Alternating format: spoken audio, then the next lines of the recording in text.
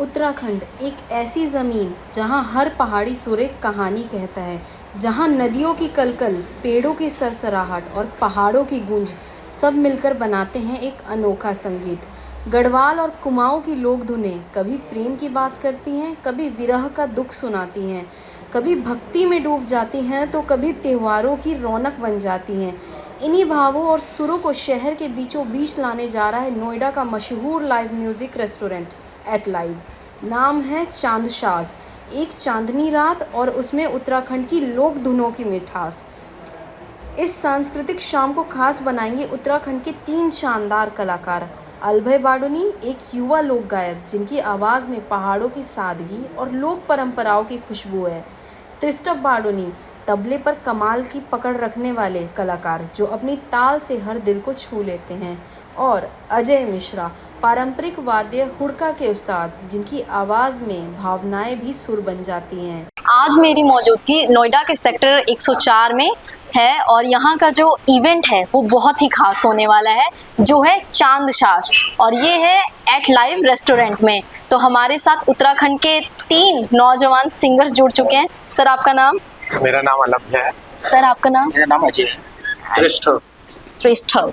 तो सर, मैं सबसे पहले आपसे ये पूछना चाहूँगी कि आपको मोटिवेशन कहाँ से मिला, मतलब सिंगर की फील्ड में जाने का, सिंगिंग करने का? मैम, हमारा तो मोटिवेशन एज अ सिंगर नहीं, हमें अपना फोक को आगे बढ़ाना है, अपने पहाड़ के कल्चर को आगे बढ़ाना है। जी। तो हमेशा मोटिवेशन हमें पहाड़ों से ही मिलता है कि इन पहाड़ों के लिए कुछ करना है। हाँ हाँ। और जब हम अपने गाँव जाते हैं, हम देखते हैं कि हमारी जो संस्कृति है वो कितनी रिच है, तो उससे ही हमें मोटिवेशन मिलता है। सर, आपको? एक्चुअली मेरे फादर जो है वो फोक सिंगर है, तो उन्हीं से मेरे को एक तो मोटिवेशन है और मैं उन्हीं को देख के मतलब इस फील्ड में आया और उन्हें मतलब उत्तराखंड का जो कल्चर है वो आगे अलग अलग सिटी में प्रमोट करने का मेरा प्रयास रहता है। सर, आपको? मैं सर्कसिस्ट। हाँ जी।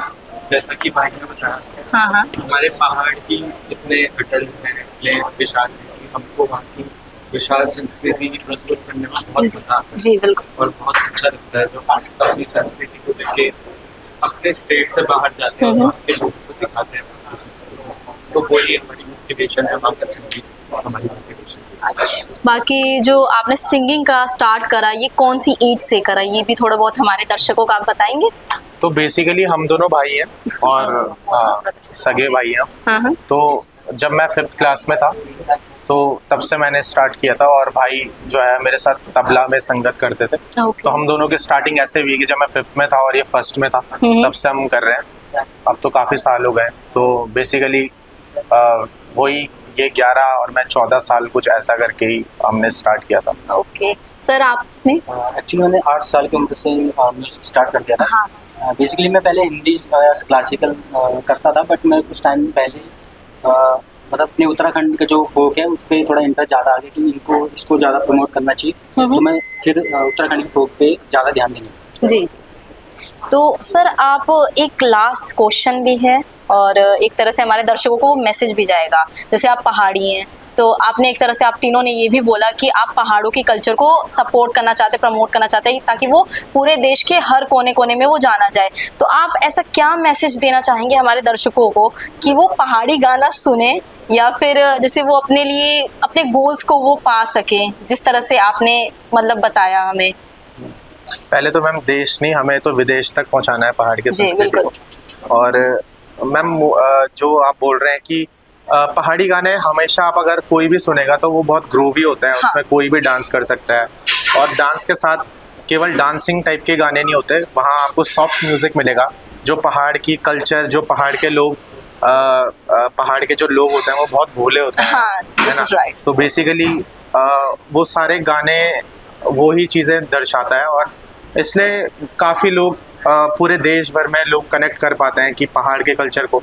कभी भी कोई भी इंसान अपने साउथ में जा लो या फिर दिल्ली या फिर कहीं भी, जब उसे एकदम सुकून चाहिए तो वो पहाड़ों में ही आता है। हाँ, है ना? आप मतलब ये तो ऑब्वियस सी बात है। तो आप तो बस यही है मैम कि ये तो अभी भी चलता ही जा रहा है, और पहाड़ का कल्चर जो है काफ़ी लोग अब सुनते हैं, और पहाड़ के गाने काफ़ी, वो गाना अभी बहुत फेमस हुआ था जो गुलाबी शरारा उसमें हाँ तो जी। वो तो इंटरनेशनल गया, तो हाँ। बेसिकली ये चीज़ है, तो काफ़ी अच्छा लगता है। अच्छा सर, आप थोड़ा सा अपने गानों के बारे में हमें बताएंगे कि आपने जो कौन कौन से गाने प्रोड्यूस किए हैं। मैम अभी तो हम गाने प्रोड्यूस तो ऐसा कुछ नहीं किया अभी हमने। हाँ। बेसिकली अभी हम इसी राह में हैं कि अब अपने ओरिजिनल्स जो हैं अब हम अपने गाने निकाल रहे हैं। अभी तक बेसिकली हम अपने जो लेजेंडरी सिंगर हैं हमारे उत्तराखंड के, हम उनको कवर करते हैं, लेकिन वो एक नए स्टाइल में करते हैं, क्योंकि हम थोड़ा सा उसमें मॉडर्न फ्यूजन करके जो है हम कोशिश करते हैं कि लोगों तक पहुंचे ताकि लोग ज़्यादा कनेक्ट कर पाएं। Thank you so much sir for your precious time. बाकी हमारे साथ जुड़े रहने के लिए देखते रहिए खबर हट।